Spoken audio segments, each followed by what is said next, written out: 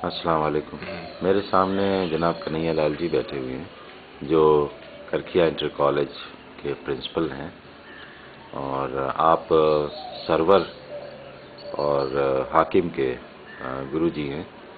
Server जो कि बटला house accused है और वहाँ जयपुर जेल में है, और हाकिम इस वक्त दिल्ली में है।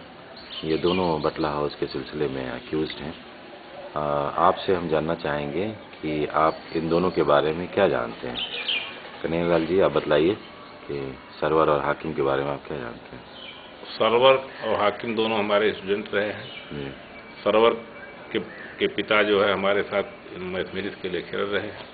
सरवर हमारे ही कॉलेज सुभाष इंटर कॉलेज करखिया का छात्र रहा है, इंटरमीडिएट वहीं से किया है। उसके परिवार के बारे में उसके दादा से मैं जानता हूँ। दादा बदरुद्दीन थे, बहुत ही ये सीधे साधे सज्जन व्यक्ति थे। बाप भी वैसे ही हैं और चचा भी वैसे ही थे। घर का संस्कार, अगल बगल उसके अट्टीदार पट्टीदार जितने थे सबके बारे में मैं जानता हूँ।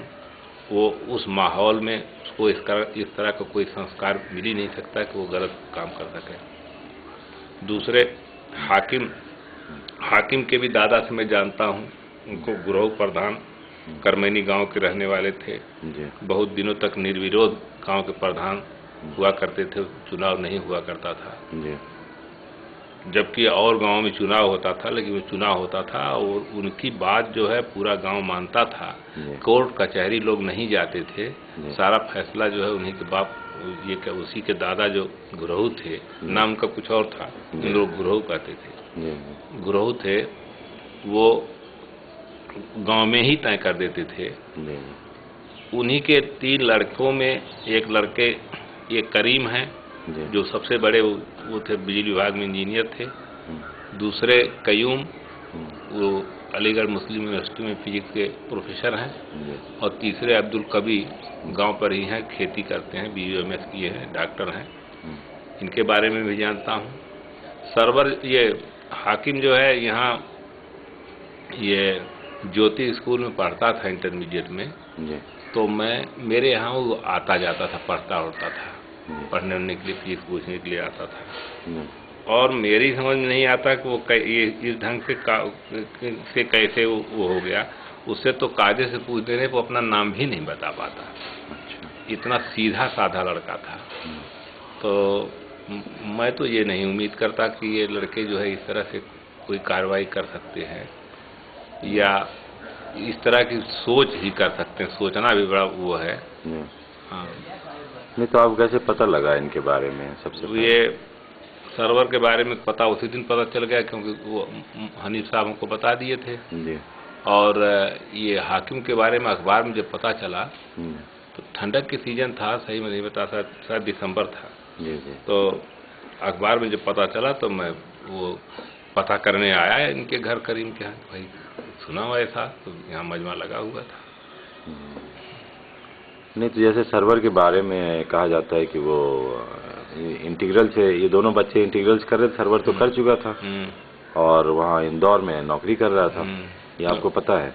नहीं, नौकरी अभी वो कर नहीं रहा था, वो अपॉइंटमेंट उसका हो गया था। जी जी जी जी, अपॉइंटमेंट हो गया था, वहाँ गया था, 2-3 रोज कुछ काम किया।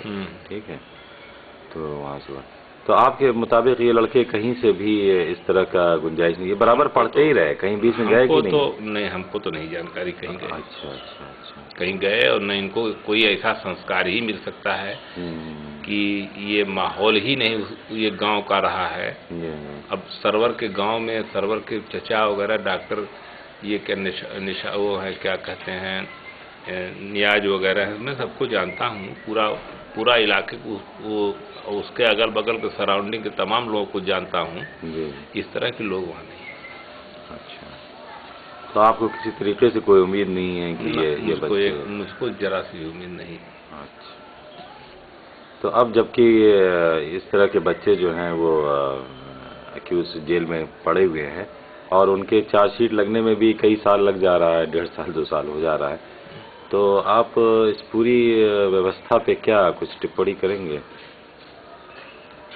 अब व्यवस्था को कौन टिप्पणी मैं करूं, मतलब ये है कि अब इसी व्यवस्था के तहत ये लड़कों की ज़िंदगी मान लीजिए कभी छूट ही जाएंगे, छूट ही गए जी। तो छूट जाएंगे तो भी तो आखिर इनकी ज़िंदगी के साथ खिलवाड़ हो ही गया।